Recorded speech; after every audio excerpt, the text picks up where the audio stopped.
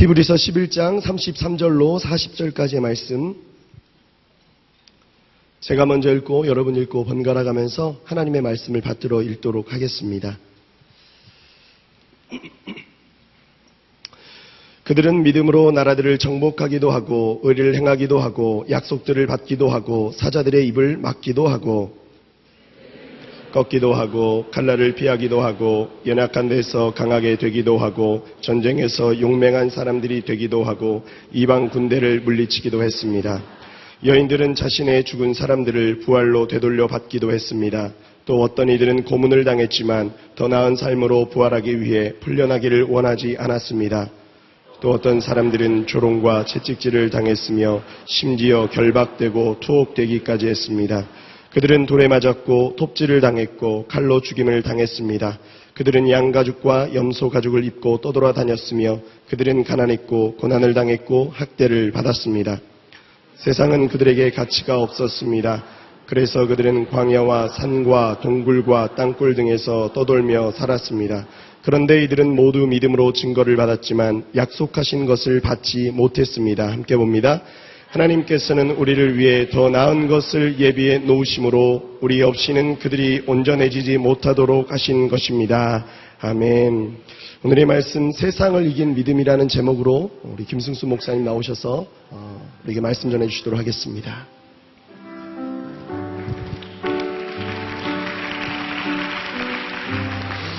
할렐루야. 우리 살아계신 하나님을 찬양합니다. 우리 오늘 이 밤에도 역사하실 하나님께 감사와 찬양의 박수를 올려드리겠습니다. 여러분 정말 너무 잘 오셨습니다. 오늘도 우리가 하나님을 기대하며 나갈 때 하나님께서 역사하여 주실 것을 믿습니다.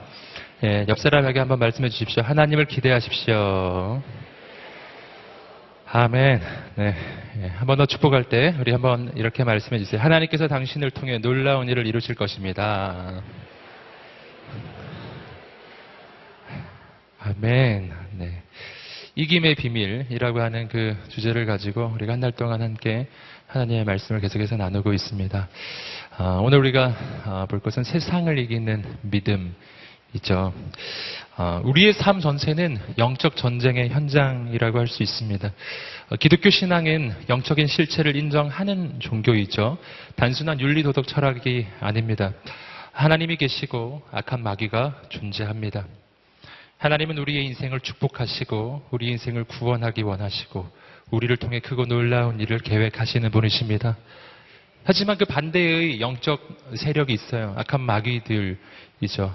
그래서 우리의 삶 전체는 영적 전쟁의 현장이라고 할 수가 있습니다. 어떻게 이기겠는가 하는 것이죠. 오늘 말씀은 바로 그런 이야기입니다. 악한 마귀가 우리 인생을 공격하는 가장 중요한 방법이 있습니다. 악한 마귀가 우리의 신앙을 흔들고 어떻게 해서든지 우리의 인생을 쓰러뜨리고자 우리에게 제시하는 가장 강력한 공격 수단은 바로 우리의 눈앞에 보이는 현실입니다. 눈에 보이는 것, 손에 잡히는 것이죠. 마귀는 언제나 그런 것을 우리에게 제시합니다. 그래서 우리가 이 마귀의 공격 앞에서 속수무책으로 당합니다. 왜냐하면 마귀의 공격은 언제나 분명하게 보이는 것들이기 때문이에요. 반면에 하나님께서 말씀해 주시는 것은 눈에 지금 보이지가 않는 거예요. 여러분 오늘 우리의 인생 가운데 무엇을 붙잡을 것인가에 대한 싸움, 그것이 바로 영적 전쟁의 현장입니다. 마귀가 제시하는 내 눈앞의 현실인가, 아니면 하나님께서 보여주시는 믿음의 현실인가. 마귀가 지금 내 눈앞에 제시하고 있는 내 삶의 현실과 내 인생이 가지고 있는 조건과 상황과 그 모든 것들, 내 눈앞에 보여지는 나의 대적들, 이것이 마귀가 내게 제시하는 거예요. 이러한 것을 보아라. 너의 인생이 과연 승리할 수 있는지 너가 판단해 보아라. 여러분, 내 눈에 보이는 것, 손에 잡히는 것만을 놓고 본다면 내 인생은 언제나 절망이 찾아오고 좌절이 찾아오는 것이죠. 우리는 우리 마음속에 들려오는 그 소리들, 현실을 보라고 이야기하는, 내 삶의 조건과 상황을 보고 내 대적을 보라고 하는 그 이야기들이 실은 마귀가 내게 속삭이는 소리라는 것을 알지도 못한 채 그것을 그냥 받아들이는 것이죠. 그게 맞았다고, 그게 맞는 거라고. 여러분, 우리는 이러한 상황들을 우리는 성경 속에서 정말 많이 찾아볼 수 있어요. 우리가 여러 번 함께 확인해 보셨지만 바로 홍해 앞에 선 이스라엘 백성들의 모습이 바로 그런 모습이었죠. 이스라엘 백성들이 눈앞에 홍해가 있고 뒤에 애국 군대가 쫓아오고 있을 때 그때 그들의 마음 가운데 악한 마귀가 속삭였던 음성이 있죠. 너희의 상황을 보아라. 너희 눈앞에는 바다가 있고 너희 뒤에는 세계 최강의 정예 군대, 이집트의 정예 군대가 너희 뒤를 쫓아오고 있는데 너희가 어떻게 살아날 수 있겠느냐? 너희는 다 죽은 목숨이야. 라고 마귀가 그들의 마음속에 속삭여 주고 있었어요. 여러분, 그런데 이 백성들의 반응은 어떤 반응이었는가? 그 마귀의 속삭임 가운데 그 마귀의 속삭임을 그냥 있는 그대로 받아들이는 거예요. 속수무책입니다. 왜냐하면 눈에 보이는 그대로였거든요. 이스라엘 백성들이 보였던 반응이 이런 반응입니다. 한번 말씀을 보겠습니다. 출애굽기 14장 11절과 12절의 말씀입니다. 한번 읽어보겠습니다. 시작. 그들이 모세에게 말했습니다.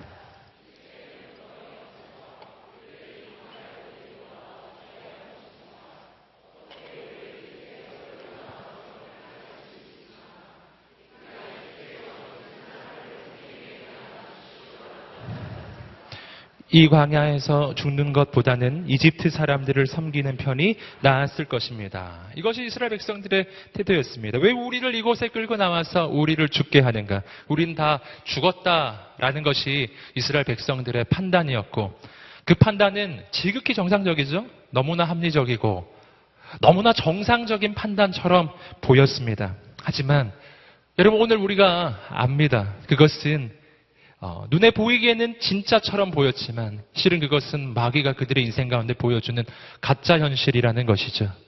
진짜는 어디에 있습니까? 여러분, 진짜는 눈에 보이는 것에 있지 않고 눈에 보이지 않는 하나님께 있음을 믿습니다. 눈에 보이는 현실은 홍해일지라도, 눈에 보이는 현실은 나를 쫓아오는 애국 군대일지라도 눈에 보이지 않는 하나님은 그 홍해를 창조하신 하나님이시고 눈에 보이지 않는 그 하나님께서는 지금 보이는 이 애국 군대와는 비교할 수 없는 온 우주의 최고의 왕이시라는 것입니다. 나는 지금 눈에 볼 수 없지만 불병거와 불말을 가지고 천군 천사가 나를 둘러진치고 있고 하나님께서 역사하시면 애국 군대는 단 한 번에 쓰러질 것이라는 사실이에요.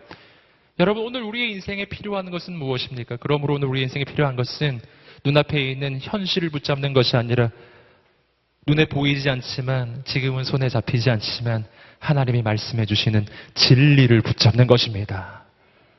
내 인생에 필요한 것은 현실이 아니라 하나님의 진리인 줄 믿습니다. 여러분, 그래서 모세는 이 백성들과는 전혀 다른 반응을 보이는 것이죠. 모세의 반응, 출애굽기 14장 13절과 14절 말씀을 또 읽어보겠습니다. 시작. 모세는 이스라엘 백성들에게 말했습니다. 두려워하지 말라. 굳게 서서 여호와께서 오늘 너희에게 베푸실 구원을 보라. 너희는 이 이집트 사람들을 다시는 보지 못할 것이다. 여호와께서 너희를 위해 싸우실 것이니 너희는 그저 가만히 있기만 하면 된다. 아멘. 같은 상황, 같은 현실, 하지만 다른 반응, 전혀 다른 말을 하고 있습니다. 여러분, 여기서 우리는 내 삶에서 내가 보이는 이 반응이 현실에 의해서 좌우되는 게 아니라는 것을 알 수가 있어요. 똑같은 현실이지만 달라질 수 있습니다. 내 삶의 현실이 어려우면 내가 고통스러워하는 것이 정상이겠습니까? 그게 아니라는 것을 여러분 이 자리에서 몇 번이나 말씀드렸죠. 여러분, 나는 내 삶의 현실이 어려우면, 내 눈앞에 홍해가 있으면 난 절망하고 좌절하고 낭망하는 것이 당연하다고, 이 시대가 힘들기 때문에 난 낙심하는 것도 당연하다고, 우린 스스로를 정당화하면서 내가 절망하는 것을 정당화하고 내가 낭망하고 있는 것을 정당화하고 내가 지금 고통스러워하는 것 자체를 스스로 정당화해요. 그리고 그 절망과 고통 가운데 계속 빠져들어가는 겁니다. 그게 맞다고 여기기 때문이에요.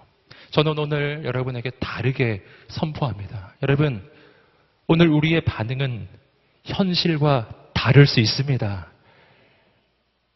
어떻게 하면 그렇게 할 수 있을까요? 그렇게 하는 방법은 하나예요. 내가 반응하는 그 대상이 달라져야 합니다. 여러분, 현실에 반응하는 인생이 아니라 하나님께 반응하는 인생이 되시기를 주님으로 축복합니다. 현실에 반응하는 인생이 아니라 진리에 반응하는 인생이 되시기를 주님으로 축복합니다.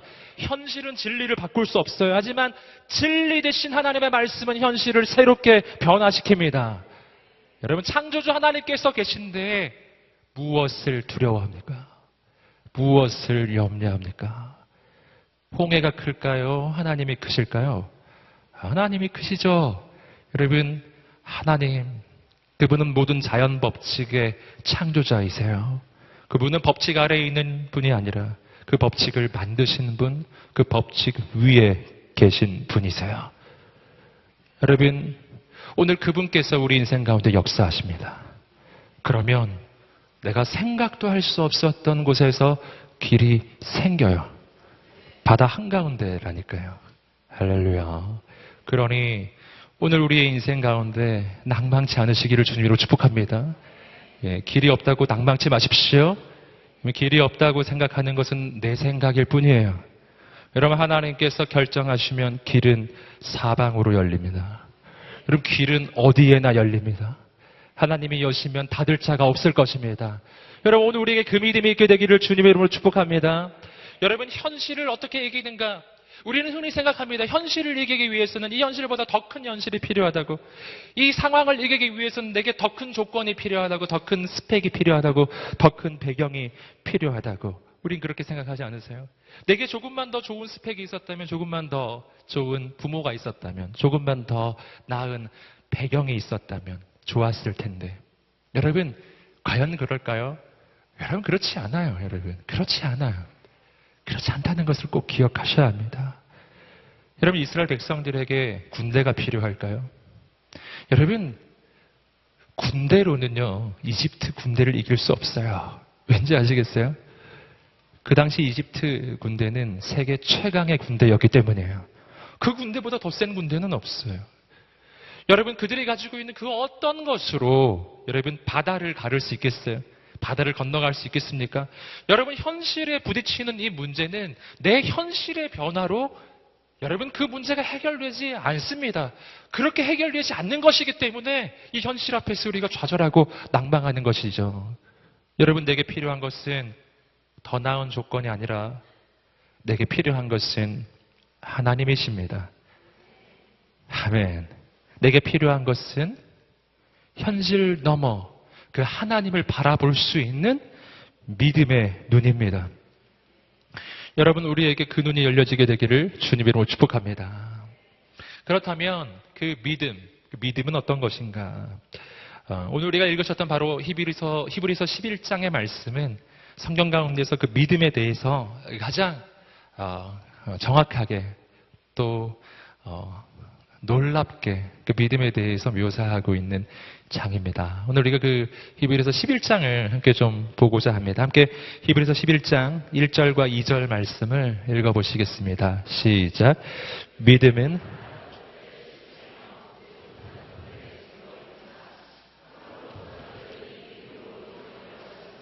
아멘. 믿음은 뭐라고요? 바라는 것들의 실체. 아주 중요해요. 함께 말해보겠습니다. 바라는 것들의 실체. 아멘. 개역 개정판에서는 믿음은 바라는 것들의 실상이요. 같은 이야기예요. 실상, 실체. 영어로는 reality라고 하면 여러분 실체가 된다는 것이죠. 여러분, 바라는 것과 실체는 서로 모순되는 이야기예요. 왜냐하면 바란다라고 하는 것은 지금 없는 것을 이야기하는 것이기 때문입니다. 없는 것인데 바라보면 그것이 실체가 된다는 이야기입니다. 여러분, 이것이 바로 믿음의 원리이죠. 여러분, 그런데 이 믿음의 원리는 우리가 흔히 뭐하고 헷갈리냐면은 긍정적인 사고방식하고 헷갈립니다. 긍정적인 사고도 이렇게 하거든요. 난 잘 될 거야. 난 할 수 있어. 이렇게 말하는 것이죠. 긍정적 사고방식. 여러분, 그러나 여러분, 그 긍정적 사고방식이 가지고 있는 그 함정이 있죠. 그 함정은 뭐냐면은 거기에는 근거가 없다는 거예요. 근거가. 어떻게 보면 굉장히 허무맹랑해요. 난 하면 된다, 하면 된다, 할 수 있다, 할 수 있다. 여러분 그렇게 외칠 수 있고요. 그렇게 낙관적으로 생각할 수도 있습니다. 여러분 그렇게 생각하면은 실은 부정적으로 생각하는 것보다 인생이 더 잘 될 가능성이 많아요. 그렇죠? 내가 잘 될 거라고 믿으면 내가 용기를 낼 것이고 더 열심히 할 것이고 기회가 생기지 않겠습니까? 여러분 그러나 그것뿐이에요. 여러분 긍정적인 사고방식은 물론 부정적인 것보다는 훨씬 좋은 것이지만 거기에는요 근거가 없다는 것입니다. 나 혼자 그냥 잘 될 거라고 생각하는 거예요. 여러분 그거하고 믿음은 뭐가 다릅니까?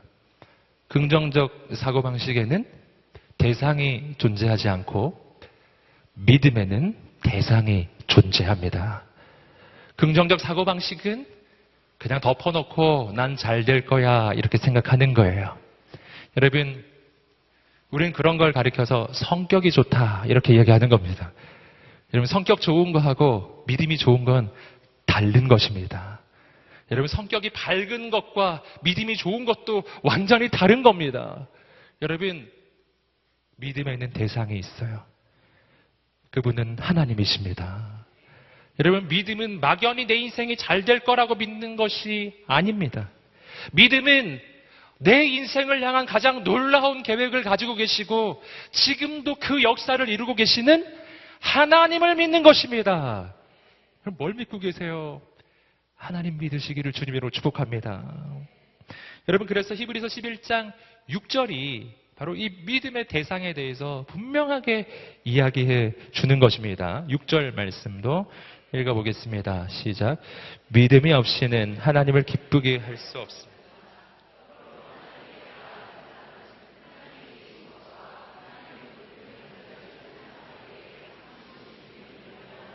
아멘. 믿음이란 바라는 것들의 실체입니다. 근데 그 믿음에는 대상이 있다는 거죠. 6절이 그것을 정확하게 이야기하는데 뭘 믿는 것인가? 첫째, 하나님이 계신 것을 믿는 거예요. 여러분 하나님 살아계심을 믿으시기를 주님으로 축복합니다. 눈에 보이지 않지만 온 우주의 창조주는 계십니다. 눈에 보이지 않지만 내 인생을 디자인하신 내 인생의 설계자가 계십니다. 눈에 보이지 않지만 나를 너무 사랑하셔서 2000년 전에 나를 위하여 그 아들 예수님을 이 땅에 보내주신 하나님께서 계십니다. 그분이 지금도 나를 사랑하십니다. 지금도 나와 함께 하십니다. 지금도 내 인생에 역사하십니다. 이걸 믿으라는 거예요. 하나님은 살아계시다. 또 한 가지를 믿어야 합니다. 그 하나님이 어떤 분이냐에 대한 믿음이에요. 그 하나님은 내게 상 주시는 분이시다. 이걸 믿어야 한다는 거예요. 여러분 오늘 우리 인생 가운데 신앙생활을 하기는 하는데 그 신앙생활이 매우 힘든 분이 있어요. 그 힘든 분은 믿음은 믿음인데 실은 잘못된 믿음을 가지고 있기 때문에 하나님이 살아계심을 믿으나 그 하나님은 내게 벌 주시는 하나님이라고 믿는 사람이 있어요. 그래서 밤낮 벌 받을까 봐 벌벌 떠는 거예요. 웃으시는 분들은 경험 있으신가요? 벌벌 떠는 거예요. 늘 벌벌 떨어요. 그래서 어떡하지? 어떡하지? 이렇게 되는 거죠. 여러분 하나님은 상 주시는 분이시라고 오늘 히브리서의 말씀은 이야기합니다. 어떤 분이라고요? 상 주시는 분이세요. 여러분 히브리서의 말씀은 예수 그리스도의 그 십자가 구원으로 십자가의 희생으로 구원받은 하나님의 자녀들을 향한 선포입니다. 여러분 그 자녀에게 아버지는 언제나 좋은 것을 줄 준비가 되어 있어요. 아버지는 자녀에게 언제나 가장 좋은 것을 주기를 원한다는 것입니다. 여러분 그러므로 여러분 이 믿음에는요 한 가지 그 전제가 있어요. 내가 하나님을 믿을 때 그 하나님이 내게 상 주시는 분이라는 것을 믿을 수 있는 그 근거, 그것은 나의 신분입니다. 신분. 내 신분이 뭔가? 성경이 말하는 나의 신분은 나는 하나님의 아들, 하나님의 딸이라는 거예요. 우리 함께 외쳐보겠습니다. 나는 하나님의 아들이다. 할렐루야. 나는 하나님의 아들입니다. 여러분 하나님의 딸입니다. 여러분 이것을 선포하고 믿으세요. 여러분, 바로 거기서부터 믿음이 솟아나기 시작하는 거예요. 바로 여기서부터 우리는 하나님이 내게 상 주시는 분이라는 것을 믿을 수가 있게 돼요. 하나님이 내게 상을 주신다는 말의 의미는 뭐냐면 하나님은 나에게 언제나 좋은 것을 주신다는 뜻이에요. 하나님이 주시는 것은 전부 다 좋은 거예요. 나쁜 게 하나도 없습니다. 이걸 믿으시기를 주님으로 축복합니다. 여러분, 하나님이 주시면 다 좋은 거예요. 여러분, 아들이라는 그 신분 속에서 바로 그 하나님을 향한 영적 확신과 믿음이 나온다는 것이죠. 바로 어제 있었던 일이에요. 우리 아들의 생일이 지금 다가오고 있습니다. 우리 아들이 생일이 9월이거든요. 네, 근데 우리 아들이 어제 생일을 언급하더라고요. 깜짝 놀랐어요. 아니, 9월인데 어떻게 지금 생일을 언급하나. 우리 아들이 그 얘기 하더라고요. 올해 생일 선물은 정했다는 거예요. 오늘 생일 선물. 올해 생일 선물. 그래서 벌써 우리 아들은 두 눈 하나 깜짝하지 않고 이야기했어요. 올해 생일 선물은 뭐를 달라고. 구체적으로 제가 말씀드리긴 어려워요. 그게 썩 좋은 건 아닙니다. 컴퓨터 게임의 뭐였어요. 돈 주고 사는 무슨 게임이었는데 그거 사달라는 거였어요. 저는 정말 늘 아들을 보면서 놀라는 것은 뭐냐면 그런 이야기를 할 때 전혀 떨림도 없고 주저함도 없다는 놀라운 사실이죠. 우리 아들은 믿음이 있다는 것이죠. 믿음은 바라는 것의 실체예요. 우리 아들은 자기가 바라면 그게 실체가 된다는 것을 확고하게 믿는 사람이에요. 그래서 추호의 의심이 없어요. 반드시 본인의 생일날 그 게임이 나타날 것을 믿어요. 왜냐하면 우리 아들은 아버지가 계신 것과 그 아버지는 나에게 선물 주시는 아버지임을 믿기 때문이에요. 여러분, 그 아들은 아버지를 그렇게 대한 거라는 사실이죠. 할렐루야. 아들에게서 믿음을 배웁니다. 여러분, 오늘 우리가 하나님을 대할 때 그런 믿음을 품게 되기를 주님의 이름으로 축복합니다. 용기를 내세요. 소망을 품으세요. 아버지는 나를 결코 실망시키지 않으십니다. 왜냐하면 내가 아버지를 생각하는 것보다 아버지가 나를 더 많이 생각하시기 때문이에요. 더 생각합니다. 제가 그것을 또 어떻게 알 수 있냐면 또 아들 보면 알아요.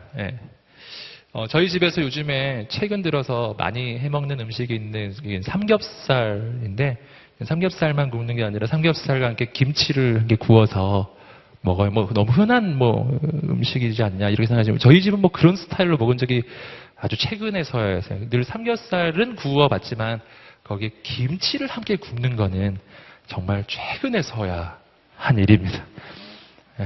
제가 우리 집에서 제가 가장 고기를 잘 굽기 때문에 고기를 구우면 제가 굽습니다. 제가 고기를 구우면서 그 김치를 함께 이제 굽는데 우리 아들이 그 구운 김치를 좋아해요. 그냥 좋아해요. 그래서 제가 꼭 하거든요. 그래서 김치를 구울 때 우리 아들이 언젠가 한번 와서 이렇게 얘기했어요. 김치를 구울 때는 바싹 구워야 된다고. 김치가 좀 노랗게 될 때까지 구워야 한다. 이 말을 저에게 한번 했어요. 꽤 돼요. 벌써 몇 주 전이 거의 한 2달 가까이 전쯤 될 것 같습니다. 그 이후로 여러분 제가 이 삼겹살과 김치를 구울 때마다 제가 이 김치를 구울 때 어느 정도 수준으로 구워야 할지의 기준은 우리 아들의 말이에요. 김치를 볼 때마다 저는 그 말이 생각이 나요. 김치를 구울 때는 노랗게 될 때까지 바싹 대충 구우면 안 된다. 그래서 제가 이 김치 구울 때 얼마나 심혈을 기울인지 몰라요. 이 정도 구우면 우리 아들이 안 좋아할 텐데 조금 더 좀 더 구워야 하는데 이렇게 생각하면서 정말 열심히 구워요. 우리 아들은 제 말을 명심하지 않습니다. 하지만 저는 저 아들의 말을 명심합니다. 이상하게 막 잊으려고 해도 막 잊어지지도 않아요. 계속 떠올라요.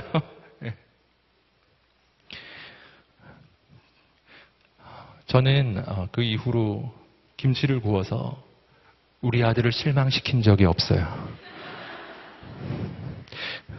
여러분, 아빠는 아들을 실망시키지 않아요. 왠지 알아요? 왜냐하면 아들이 아빠를 생각하는 것보다 아빠는 아들을 더 많이 생각하기 때문이에요. 뭐 그렇다고 제가 좋은 아빠란 뜻은 아닙니다. 네, 부족한데 부족한 저도 그렇게 생각하는데요. 여러분, 하늘에 계신 우리 아버지께서 우리 인생을 돌보지 않으시겠습니까? 여러분, 하나님은 우리를 실망시키시는 분이 아니에요. 절대로요. 지금 잠시 내 인생에 실망이 있다는 것은요, 여러분, 그것은 하나님이 날 버렸다는 뜻이 아니에요. 더 놀라운, 더 서프라이징한 하나님의 놀라운 역사가 그 뒤에 기다리고 있다는 것입니다. 여러분, 우리에게 그 믿음이 있게 되기를 주님으로 축복합니다. 여러분, 요한복음 14장 1절의 말씀은 이렇게 우리에게 이야기합니다. 함께 한번 읽어보겠습니다. 시작. 너희는 마음에 근심하지 말라. 하나님을 믿으니 또 나를 믿으라. 근심하지 말고 믿으라. 근심과 믿음은 서로 양립되지 않습니다. 근심과 믿음은 함께 존재하는 게 아니에요. 근심이 있다는 것은 믿음이 없다는 뜻이에요. 믿음이 오면 근심이 사라지는 것입니다. 여러분, 이런 생각은 잘못된 생각이에요. 내 현실이 어렵기 때문에 근심이 찾아온다고 생각하지만 결코 그렇지 않아요. 인생의 문제거리가 사라지면 근심이 사라질까요? 아니에요. 여러분, 그렇지 않아요. 근심하기로 결정한 사람은요, 근심거리를 반드시 찾아냅니다. 반드시 찾아냅니다. 예, 절대로 찾아냅니다. 이 근심거리가 사라지면 또 딴 게 걱정되기 시작해요. 이 근심거리가 사라지잖아요. 그동안 한 번도 생각하지 않았던 걸 또 생각해내요. 네. 그런 인생이죠. 여러분, 오늘 현실이 어려워서 근심하는 게 아닙니다. 믿음이 없어서 근심하는 거죠. 믿음이 없으면 늘 근심투성이에요. 여러분, 우리에게 필요한 것은 하나님을 향한 믿음이라고 하는 것입니다. 여러분, 히브리서 11장의 말씀은 바로 믿음으로 살았던 사람들의 스토리가 아주 너무나 많이 나와요. 네. 오늘 저는 말씀 가운데서 특별히 그 가운데서 아브라함의 인생, 히브리서 11장을 보시면은 아브라함의 인생이 가장 길게 묘사가 되는데, 아브라함의 인생 가운데서 몇 가지 믿음의 특징을 함께 보고자 합니다. 그리고 오늘 읽으셨던 말씀을 통해서 마지막으로 믿음의 본질에 대해서 함께 보고자 합니다. 함께 계속해서 히브리서 11장 8절의 말씀, 구체적으로 믿음의 조상들에 대한 이야기 중에 아브라함의 스토리입니다. 함께 히브리서 11장 8절 말씀을 읽어보겠습니다. 시작. 믿음으로 아브라함은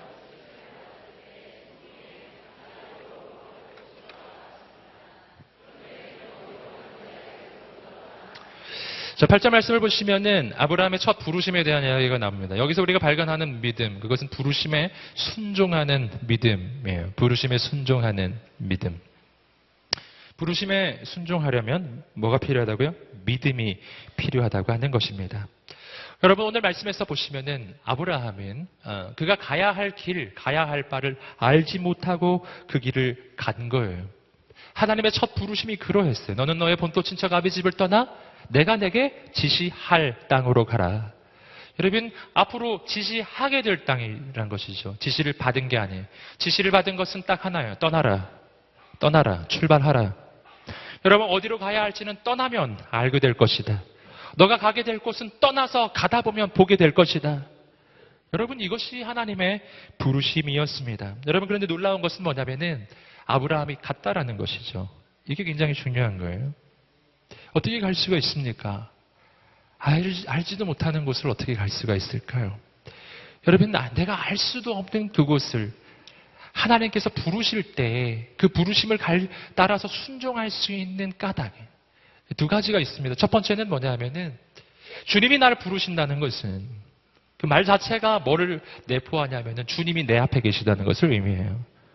내 앞에 계신 분은 나를 부르시는 것입니다. 여러분, 주님이 제자들을 부르시는 음성을 우리는 늘 기억합니다. Follow me. 나를 따르라. 나를 따르라고 말씀하시는 분은 언제나 내 앞에 계신 법이죠. 내 앞에 계신 분은 언제나 내가 가야 할 그 길을 내 앞서 걸어가시는 것입니다. 이게 뭐를 의미하는지 아시겠어요? 내 앞서 그분이 가고 계시다. 그 말은요, 내가 가는 그 길에 내 앞서 가는 선발대가 있다는 뜻이에요. 여러분, 선발대, 주님이 우리의 인생길에 선발대가 되심을 믿습니다. 여러분, 아무리 힘들고 어려운 캠핑장에 가더라도 선발대가 있다면 문제는 달라지는 거예요. 선발대가 가서 모든 준비를 다 해놓을 거예요. 선발대가 가서 화장실도 파놓고 샤워실도 만들고 선발대가 가서 텐트도 쳐놓고 우리가 가기만 하면 될 수 있도록 선발대는 가서 모든 세팅을 완료시켜 놓는 것이죠. 그런 걸 이야기하는 걸 주님은 우리 인생의 선발대가 되시는 분이세요. 우리 앞서 행하시는 분이세요. 그분이 이미 행하신 것을 우리는 가서 보게 될 것입니다. 할렐루야. 주님이 앞서 행하신다. 주님이 우리 앞에 계시다는 것은요, 세계 최강의, 우주 최강의 장군께서 우리의 앞서 싸워 나가신다는 것입니다. 여러분, 어딜 가든지 난 두렵지 않습니다. 우리에게는 주님께서 계시기 때문이에요. 할렐루야. 여러분, 이것이 바로 내가 갈 바를 알지 못하나 갈 수 있는 이유예요. 왜냐하면 안 가봐도 몰라도 이 길을 걸어가면 승리할 것이 확실하기 때문이에요. 확실하기 때문이에요. 여러분, 이 믿음이 있게 되기를 주님으로 축복합니다. 그래서 시편 23편 4절이 이렇게 이야기하는 거죠. 함께 읽어보겠습니다.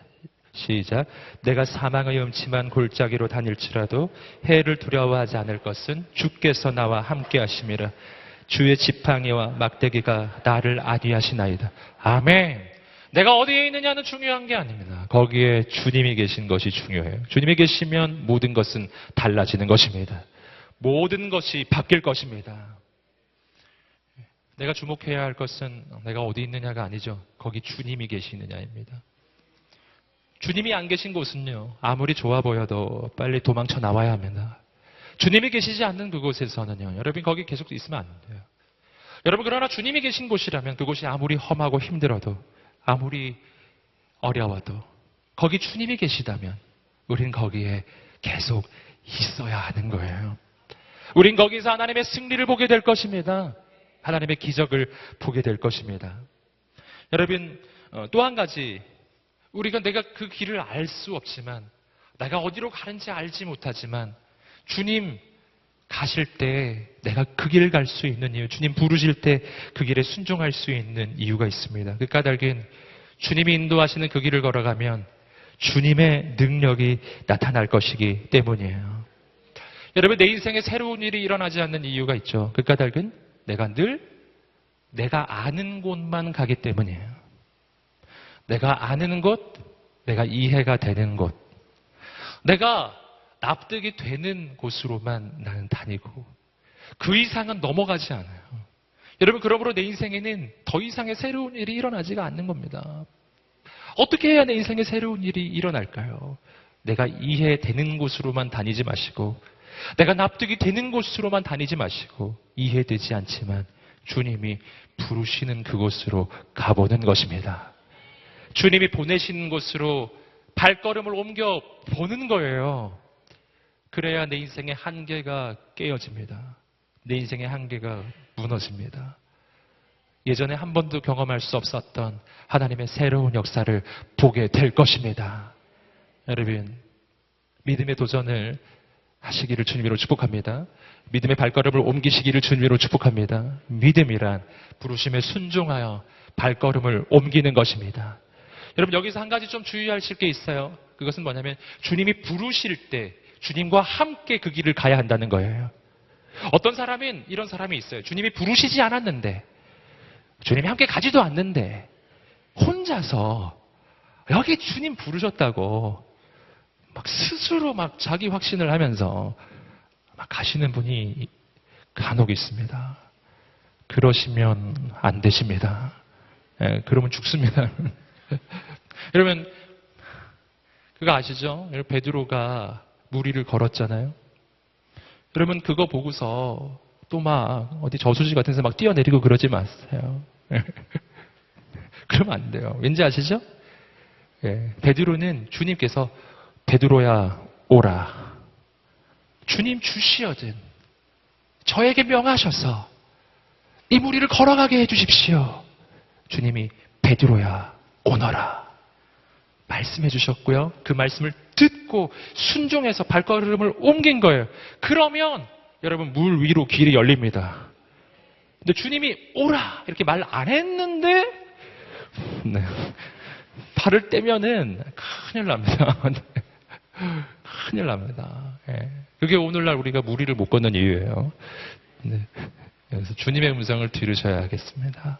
그리고 주님의 음성을 들으셨다면, 부르심을 받았다면 주저하지 말고 발걸음을 옮겨서 달려가십시오. 여러분, 단 한 번도 가보지 못했던 길이라도, 단 한 번도 생각해보지 못한 길이라 할지라도 주님 부르신 길이라면 가십시오. 여러분, 새 역사가 일어날 것입니다. 새로운 일은 일어날 것입니다. 작년에 제가 코트디부아르 아울리치를 했었습니다. 그래서 몇 번 이야기도 해드렸는데요. 그때 정말 그런 경험을 했어요. 코트디부아르의 그 수도가 아비장이라고 하는 곳이 있습니다. 그 아비장이라고 하는 곳, 서울하고 비교하면 정말 보잘것없고 많이 부족하죠. 하지만 그래도 그 아비장은 그 지역 일대에서 가장 유명한 도시이고요. 큰 도시이고 그 일대 나라에서 거기 다 몰려드는 그런 곳입니다. 근데 그 문제가 뭐냐 하면은 그 아비장이라고 하는 그 도시를 벗어나는 순간 밀림이 시작된다는 거예요. 벗어나는 순간. 예. 그 안도 그렇게 썩 좋은 건 아닌데, 그래서 그 도시를 벗어나면요, 그 차가 어떤 차만 다닐 수 있냐면은 사륜구동만 다닐 수 있어요. 사륜구동도 웬만한 사륜구동은 갈 수 없습니다. 정말 트럭이나 어떤 거의 그런 거에 준하는 아주 튼튼하게 만들어진 그런 사막이나 밀림을 막 헤치면서 가도록 만들어진 그런 차들이 있어요. 그런 차들만 가는 거죠. 네. 그래서 제가 선교사님과 함께 저희 팀이 그 길을 간 적이 있습니다. 여러분, 그 길을 접어들 때는요, 사방이 막 밀림이라서 과연 이걸 가가지고 뭐가 나올까 싶어요. 가도 계속 밀림이에요. 가도 계속 밀림이에요. 여러분, 그러나 그 길을 갈 수 있는 까닭이 있죠. 그 까닭은 그 길을 잘 알고 있고 그곳에서 사역을 하고 계시는 선교사님이 거기 계시고, 그리고 나는 지금 걸어가는 길이 아니라 사륜구동에 아주 좋은 차를 타고 있기 때문에, 나는 그렇기 때문에 나는 갈 바를 알지 못하지만 기꺼이 그 길을 갈 수가 있죠. 저는 그 길을 갈 때 단 한 번도 염려하지 않았어요. 이 길을 가면 뭐가 나올래나 염려하지 않았다니까요. 여러분, 다만 한 가지 지루했죠. 아무리 가도 밀림만 나오고 아무리 가도 이 비포장길이 끝나지가 않으니까요. 예, 지루했지만 걱정은 하지 않았어요. 반드시 이 길 끝에는 뭔가 나올 거라고 확신했어요. 누가 있었기 때문에? 선교사님이 계셨으니까. 예, 거기를 너무 잘하시는 분이 계셨으니까. 그리고 진짜 그렇게 막 갔더니요, 한 2시간을 달렸는데 가니까 정말 밀림 사이로 마을이 있는 거예요. 교회도 있고 정말 신기하더라고요. 그래서 그곳에서 열심히 잘 섬겼는데, 여러분, 우리는 어디로 가야 할지 길을 모르고 무엇이 나올지 목적지를 모를지라도 안심하고 그 길을 갈 때가 있습니다. 그러니까 저처럼은요. 어떤 때? 그 길을 잘 아는 사람이 거기 함께 있을 때.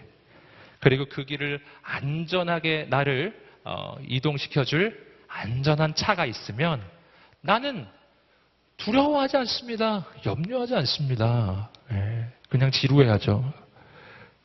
저는 여러분 격려하고 축복합니다. 주님과 함께 가는 길은 그런 길이에요.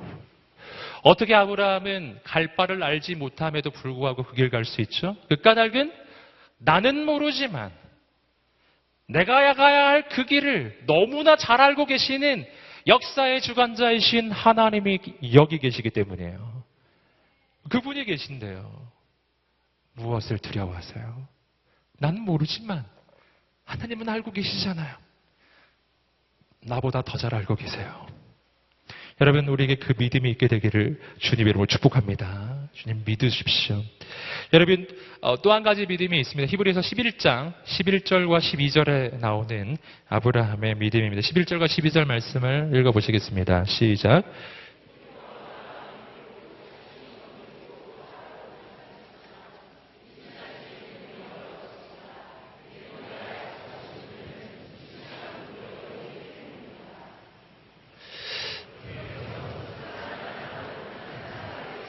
하늘의 수많은 별과 같이 그리고 바닷가의 셀 수 없는 모래와 같이 수많은 자손들이 태어났습니다. 아멘. 아브라함을 통해서 이삭이 태어나는 장면입니다. 이 장면에서 우리가 발견하는 믿음은 비전을 이루는 믿음, 비전을 이루는 믿음, 믿음만이 하나님의 비전을 이룬다라고 하는 것이죠. 여러분, 원래 하나님께서 아브라함을 처음 부르실 때 그 아브라함에게 약속해 주신 약속, 하나님의 비전의 메시지가 있었어요. 창세기 12장 2절과 3절의 말씀인데요. 우리 개역 개정의 번역으로 한번 읽어보겠습니다. 네, 제가 읽어드려야 될 것 같아요. 제가 읽어드릴게요. 내가 너로 큰 민족을 이루고 함께 읽겠습니다. 시작. 내가 너로 큰 민족을 이루고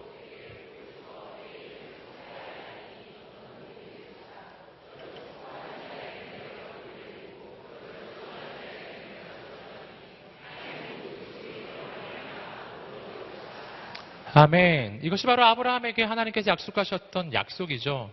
그 약속은 뭐냐면 자손에 대한 약속이에요. 그 자손을 통해서 민족이 이루어지고 민족이 이루어질 뿐만 아니라 그 자손을 통해서 천하 만민이 모든 백성이 복을 얻게 되는 놀라운 역사가 일어나게 될 것이다. 문제는 뭐냐 하면은 아브라함에게 자식이 없었다는 것이었죠.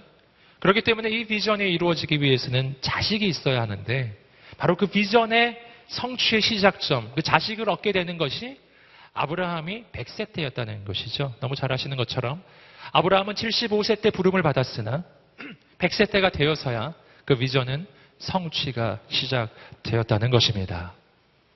25년이라고 하는 긴 세월이 걸렸죠. 여러분, 왜 100세 때인가? 왜 100세 때인가? 여러분, 그 100세 때가 되어야만 하나님의 비전이 이루어지는 그 성취가 시작되는 까닭. 그 까닭은 100세 때가 인간의 힘으로 아무것도 할 수 없는 불가능의 나이이기 때문이에요. 여기서 우리는 아주 역설적인 하나님의 교훈 하나를 발견합니다. 믿음은 언제 생기는 것인가 하는 거예요. 믿음은 언제 생길까요? 특별히 하나님을 향한 믿음은 언제 생기겠습니까? 우리의 생각과 좀 달라요. 우리는 생각하기를 믿을 만한 것이 눈에 보이고 믿을 만한 조건이 있고 믿을 만한 상황이 있어야 내가 하나님을 잘 믿을 수 있을 거라고 생각하시죠? 그런데 그렇지 않아요. 성경을 보시면 그렇지 않아요. 반대예요. 내 마음에 하나님을 향한 믿음이 생기는 순간은요, 역설적이게도 내가 도무지 의지할 것이 없고 내 인생의 한계에 부딪히고 내 삶의 바닥에 떨어졌을 때, 더 이상 아무것도 믿을 것이 없어졌을 때, 아무것도 믿을 것이 없어졌는데 신기하게 믿음이 시작돼요. 하나님을 향한 믿음이 시작되는 겁니다. 왜인지 아시겠죠? 다른 것을 믿을 수 있는 그 어떤 다른 것들이 아무것도 없기 때문에 이젠 하나님 말고는 믿을 데가 없는 거예요. 그리고 그 순간에 하나님을 향한 믿음이 시작돼요. 여러분, 그래서 참 역설적인 현상이 일어나는 것이죠. 아브라함이 자식을 얻는 순간엔 그의 인생에 힘이 있을 때가 아니었어요.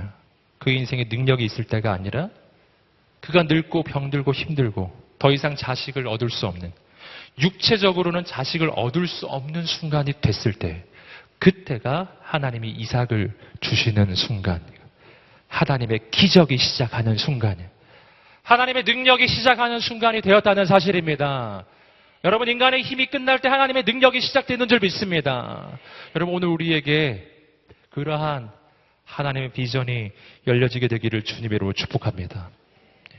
그래서 우리는 인생의 불가능의 순간에 부딪혔을 때, 인생의 한계의 순간에 부딪혔을 때, 그때가 바로 역설적이게도 가장 놀라운 하나님의 능력과 기적을 기대할 때라고 하는 사실이에요. 하나님을 기대하십시오. 하나님을 소망하십시오. 하나님을 바라보십시오. 히브리서 11장 17절의 말씀에서는 또 한 가지 중요한 그 믿음의 이야기가 나옵니다. 함께 17절 말씀을 읽어 보시겠습니다. 시작. 믿음으로 아브라함은 시험을 받을 때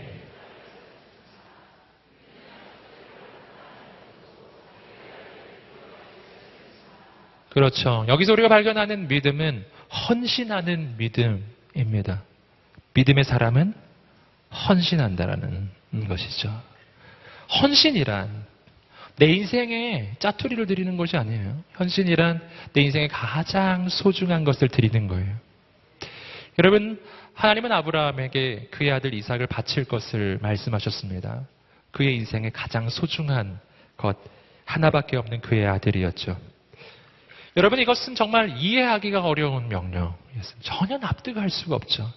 어찌 인격적이신 하나님께서 아들을 바치라고 하시는가? 일단 거기서부터 이해가 안 되기 시작합니다. 또 이해가 안 되죠. 이 아들은 하나님이 주신 아들이잖아요. 주실 때는 언제고 다시 바치라니요. 여러분, 이것처럼 허무한 일은 없는 것이죠. 예. 여러분, 하나님의 명령이 이해가 되지 않습니다. 분명히 이 아들에게는 하나님의 약속이 있었잖아요. 바로 이 아들을 통해서 민족이 이루어지고, 바로 이 아들을 통해서 천하 만민이 복을 얻게 될 것이라고 하는 바로 그 약속이 있는 아들, 그 아들이 바로 이삭이지 않습니까? 그런데 어떻게 이 아들을 하나님께 바치라는 것이죠? 하나님께 바친다는 것은 이 아들이 죽는 것을 의미하는데요. 여러분, 그런데 놀라운 것은 뭐냐면 아브라함이 그것을 한다는 것이죠. 이게 굉장히 중요해요. 이걸 한다는 것이죠. 여러분, 순종은 이해가 되어서 하는 게 아닙니다. 순종은 하나님을 신뢰하기 때문에 하는 것입니다. 여러분, 내가 왜 순종하기가 어렵습니까? 이해하려 들기 때문에. 이해를 하려고 하니까. 여러분, 하나님은 어떻게 이해의 존재가 될 수 있겠습니까? 물론 기독교 신앙이 비이성적이라는 이야기는 아니에요. 어느 정도 선까지 우리는 이해할 수 있습니다. 하지만 하나님은 우리의 이성 속에 계신 분은 아니에요. 하나님은 우리의 이성 너머에 계신 분이세요. 비이성적인 게 아니라 초이성적인 것이죠. 그 모든 것을 뛰어넘어 계신 온 우주의 창조자이십니다. 여러분, 내가 어떻게 그분을 이해하겠습니까?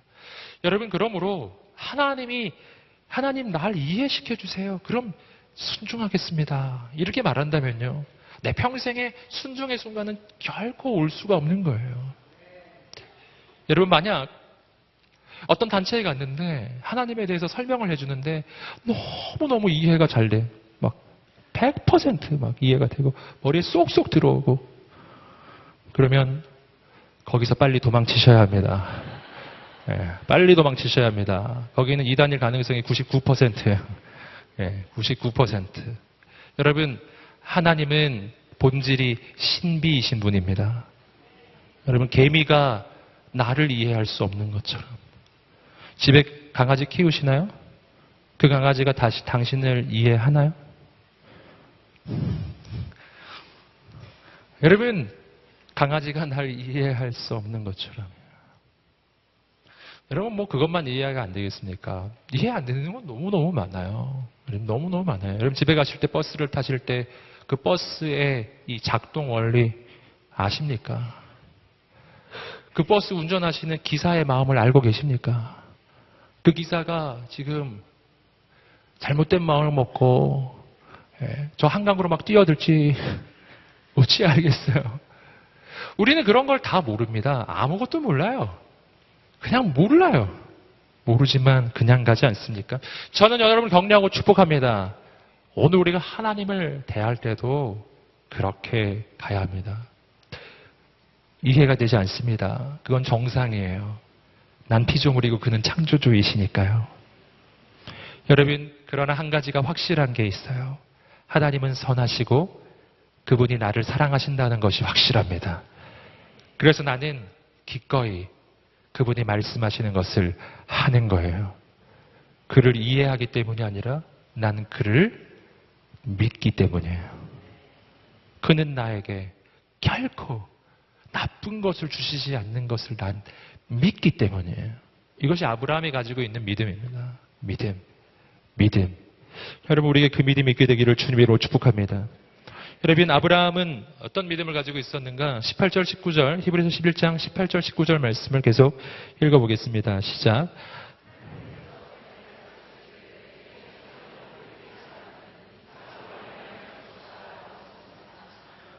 아브라함은 하나님께서 죽은 사람도 살리실 수 있다고 생각했습니다. 그러므로 비유로 말하자면 돌려받은 것입니다. 아멘.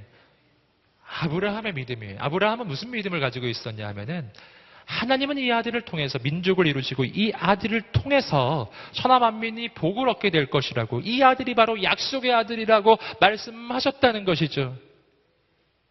그렇기 때문에 이 아들은 반드시 하나님의 그 비전을 이룰 아들이라는 것이죠. 그러므로 이 아들을 만약 하나님께 바친다고 하여도, 이 아들이 죽는다고 하여도 하나님은 그 아들을 죽은 자 가운데서 다시 살려내셔서 하나님의 비전을 이루실 거라는 것이죠. 여러분, 아브라함은 그 믿음을 가지고 있었다는 것입니다. 이삭은 죽어도 살리라. 여러분, 우리에게 그 믿음이 있게 되기를 주님으로 축복합니다. 여러분, 그래서 드릴 수 있는 거예요. 드리면 사라지지 않아요. 드리면 죽지 않아요. 하나님께 내놓으면 없어지지 않아요. 더 놀라운 일이 일어날 것입니다. 헌신하면 하나님의 기적이 일어납니다. 여러분, 주님께 드려지는 인생이 되기를 주님으로 축복합니다. 여러분, 오늘 말씀 처음에 읽으셨던 부분을 보시면 이 믿음의 종류에 대해서 두 가지 내용이 더 나오는데, 함께 히브리서 11장 33절과 34절 말씀을 함께 읽어보겠습니다. 시작. 그들은 믿음으로 나라들을 정복하기도 하고 의를 행하기도 하고 약속들을 지키기도 하고 사자들의 입을 막기도 하고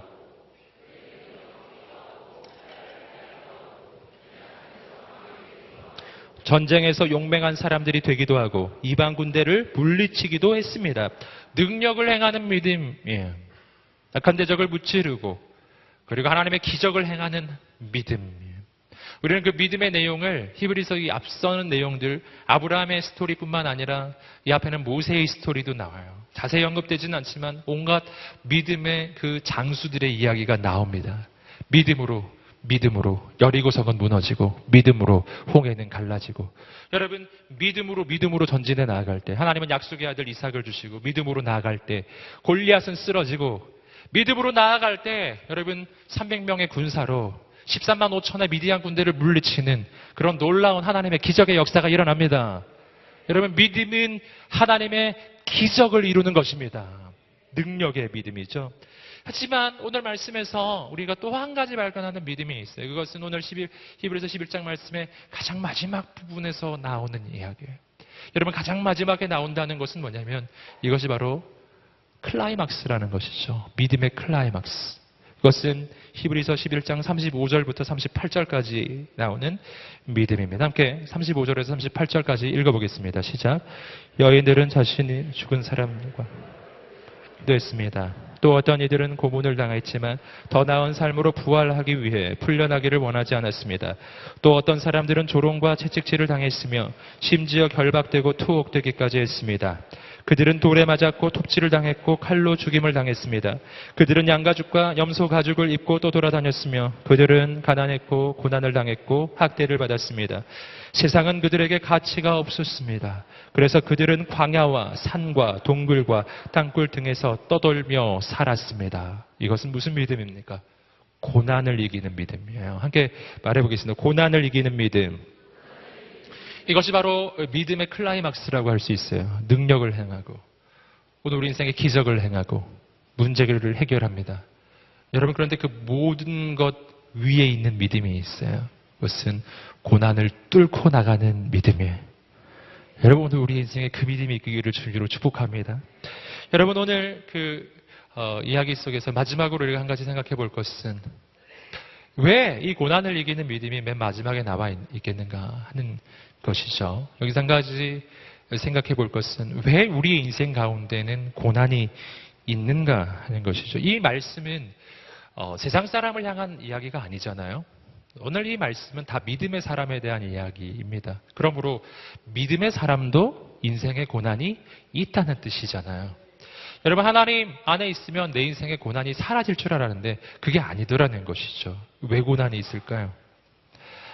두 가지 중요한 이유가 있습니다. 첫 번째 이유는 뭐냐면 이 세상이 악하기 때문에 내가 당하는 고난이에요. 즉 나의 잘못 때문이 아니라는 것이죠. 지금 이 말씀은 계속 말씀드리지만 하나님의 사람에 대한 이야기예요. 예수 안에 있는 인생, 하나님의 사람의 인생에도 고난은 있다 라는 겁니다. 까닭 첫 번째, 세상이 악하기 때문이에요. 이건 어떻게 예를 들어서 설명해 드릴 수 있냐면은 이런 얘기입니다. 여러분, 흙탕물이 있습니다. 흙탕물 속을 내가 걸어가면 내 옷에 흙탕물이 튈까요? 튑니다. 왜 튈까요? 내가 악해서? 이 악한 인간 흙탕물 맛 좀 봐라 막 그런 건 아니잖아요. 흙탕물은 악한 인간에게도 튀고 선한 인간에게도 튀고 다 튑니다. 뭐 예수 믿어도 튀고 안 믿어도 튀고 다 튀는 거죠. 여러분, 흙탕물 속을 걸어가면 흙탕물이 튀고 옷은 더러워집니다. 그건 내가 악해서가 아니라 흙탕물 속이어서 그런 거예요. 그런 거예요. 여러분, 내가 더운 지방을 갑니다. 그러면 나는 안 더운가요? 난 땀 안 나나요? 땀 나죠? 왜 땀 나죠? 왜 난 이렇게 막 땀이 막 나고 그럴까요? 까닭은 더우니까. 단순하죠? 단순하죠? 근데 우리는 그 단순한 것을 단순하게 생각하지 않고 왜 더울까요, 하나님? 왜 땀이 날까요? 여러분, 세상이 악하기 때문에 내가 경험하는 고난이 있습니다. 하나님의 사람도 교통체증이 있는 곳에 차를 몰고 가면 차가 막힙니다. 차가 막히는 곳에 내가 갔기 때문에 차가 막히는 거예요. 여러분, 그런데 이러한 고난, 세상이 악하기 때문에 내가 경험할 수밖에 없는 이 어려움들 속에서도 우리는 소망을 품을 수가 있어요. 왜냐하면 오늘 앞에서 보았던 이 내용들 때문입니다. 하나님은 세상보다 크신 분이시기 때문이에요. 여러분, 그 고난과 어려움 가운데 하나님은 분명히 나를 건져내실 분이시기 때문입니다. 여러분, 그 하나님을 바라보시기를 주님으로 축복합니다. 이스라엘 백성이 이집트 한가운데 있을 때 그 속에 있으면 고통스러운 게 정상이에요. 앞에 홍해가 있고 뒤에 애국 군대가 쫓아오면 낭망스러운 게 정상이지만 하지만 거기서도 소망은 있어요. 하나님은 거기서 길을 여시는 분이시기 때문입니다. 여러분, 그래서 우리는 고난을 이길 수 있습니다. 또 한 가지 고난이 있어요. 또 한 가지 고난은 세상이 악해서 내게 오는 고난이 아니라요. 이 고난은 전혀 다른 고난입니다. 그것은 대속적 고난이에요. 함께 말해보겠습니다. 대속적 고난. 이것은 예수님이 당하신 그 고난과 같은 성격입니다. 여러분, 온 세상을 구원하기 위해서 예수님은 십자가에 달려 죽기를 결정하신 것이죠. 여러분, 이것이 바로 재물의 원리이고 대속의 원리예요. 재물이 날 대신해서 죽어야만 내가 살게 되는 것이죠. 예수님이 나 대신해서 죽으셨기 때문에 난 살게 된 것입니다. 여러분, 그래서 내가 살려면 누군가 죽어야 하는 거예요. 내가 축복을 받기 위해서는 누군가 고난을 받아야 돼요. 주님이 그것을 해주신 것입니다. 이런 걸 대속적 고난이라고 해요. 다른 이를 살리기 위해, 다른 이를 구원하기 위해, 다른 이를 축복하기 위해서 내가 그를 대신해서 고난을 선택하는 것입니다. 그걸 대속적 고난이라고 부르죠. 저는 오늘 이것이 바로 하나님의 사람이 걸어가는 그 길에 바로 절정이라고 믿습니다. 절정. 그래서 이 고난 가운데 그 고난을 뚫고 가는 사람들을 오늘 말씀은 바로 가장 마지막에 서술합니다. 가장 마지막에 클라이막스로 우리에게 보여주는 것이죠. 여러분, 이 대속적 고난, 그 고난을 선택하며 나아갈 때 놀라운 일이 일어납니다. 여러분, 우리가 대속적인 고난을 선택할 때 우리를 통해서 한 영혼이 살아나는 역사가 일어날 것입니다. 여러분, 아무도 손해보지 않으면 아무도 이익을 얻을 수가 없는 거예요. 아무도 죽기로 결정하지 않으면 아무도 살아날 수가 없는 것입니다. 아무도 고난을 선택하지 않으면 아무도 하나님의 영광을 볼 수가 없는 것입니다. 여러분, 오늘 우리의 인생이 정말 하나님께 쓰임받는 인생이 되기를 주님으로 축복합니다. 아멘. 우리가 있는 가정에서요. 우리가 있는 직장에서, 우리가 있는 이 민족과, 그리고 하나님께서 보내실 그 사역지 가운데서, 여러분 가운데 이 여름에 혹시 아울리치를 가시는 분들이 계신가요? 이 여름에 여러분이 나아가는 그 아울리치의 현장에서 대속적 고난, 그들을 살리기 위해 내가 기꺼이 고난을 선택하리라. 여러분, 그런 선택을 하는 사람들을 통해서 세상은 바뀌었습니다. 그런 선택을 하는 사람을 통해서 이 민족이 구원을 얻었어요. 그런 선택을 하는 한 사람이 있었기 때문에 이 땅 가운데 복음이 선포되었고요. 여러분, 그런 선택을 하는 나의 어머니가 계셨기 때문에 내가 지금 살아있는 거예요. 저는 오늘 이 땅 가운데서 우리가 그 하나님의 역사에 쓰임받는 인생이 되기를 주님의 이름으로 축복합니다. 그래서 사도 바울이 기꺼이 그 길 걸어가는 거예요. 파선을 당하고 돌에 맞아도, 굶어도, 모욕을 당해도, 재판을 당해도, 여러분 억울하게 누명을 써도 기꺼이 사도 바울이 그 길을 걸어갈 수 있어요. 왜냐하면 그것은 죽는 길이 아니라 그것을 통해서 수많은 사람을 살리는 길이었기 때문이에요. 저는 오늘 우리의 인생이 그렇게 쓰임받게 되기를 다시 한번 주님으로 축복합니다. 그리고 우리가 그 길을 걸어가는 까닭 또 한 가지가 있어요. 그것은 그 뒤에 영광이 있기 때문입니다. 여러분, 현재의 고난은 장차 올 영광과 비교할 수 없도다. 여러분, 오늘 우리가 우리 자신을 바로 그 대속적 고난, 다른 일을 살리기 위해서 기꺼이 고난을 선택하며 나아가는 그 길을 갈 때 여러분, 우리는 부활의 영광을 보게 될 것입니다. 예수님의 부활 뒤에 놀라운 부활, 예수님의 십자가 뒤에 놀라운 부활의 영광이 있었던 것처럼 여러분, 오늘 우리의 인생도 하나님의 놀라운 역사를 보게 될 것입니다. 여러분, 이 모든 길을 걸어갈 수 있는 까닭이 있습니다. 바로 믿음이라는 것이죠. 믿음으로, 오직 믿음으로. 그때 하나님께서 우리를 통해 역사하시고 그때 하나님께서 놀라운 일을 이루실 것입니다. 여러분, 오늘 우리가 그 길을 갈 수 있는 까닭, 예수님이 계시기 때문이죠. 예수님이 우리 앞서 가시고 예수님이 우리와 함께 가시고 예수님께서 그 길 가운데 우리를 축복하실 것입니다. 우리가 함께 기도하며 나가겠습니다. 하나님 아버지, 히브리서 11장의 말씀을 통해서 우리는 오늘 믿음의 사람들에 대한 이야기를 보았습니다. 아버지, 내가 현실을 이기고 환경을 이기고 악한 대적을 이기고 눈에 보이는 현실을 뛰어넘는 거룩한 믿음을 소유하게 하여 주시옵소서. 내 눈을 열어 주시옵소서. 하나님의 역사를 보게 하여 주시옵소서. 우리가 함께 기도하면서 주 앞에 나갈 때 살아계신 하나님, 나에게 믿음 부어 주시옵소서. 내 눈에 보이는 것으로 살지 않고 내 손에 잡히는 것으로 살지 않고 오직 하나님께서 이루어가실 역사를 보는 그 믿음으로만 살게 하여 주시옵소서. 그렇게 믿음으로 살기를 결단하는 사람들 자리에서 한번 일어나 보시겠습니다. 아버지 하나님, 오늘 우리의 인생이 그렇게 쓰임받게 하여 주시옵소서. 아브라함처럼, 모세처럼, 다윗처럼, 기드온처럼, 여호수아처럼, 베드로처럼, 사도 바울처럼 그렇게 현실을 이기는 하나님의 사람으로, 이 시대를 변화시키는 하나님의 사람으로 주님 나를 사용하여 주시옵소서. 우리 주 앞에 두 손을 들고 간절히 주여 세 번의 지명 기도하겠습니다. 주여, 주여, 주여.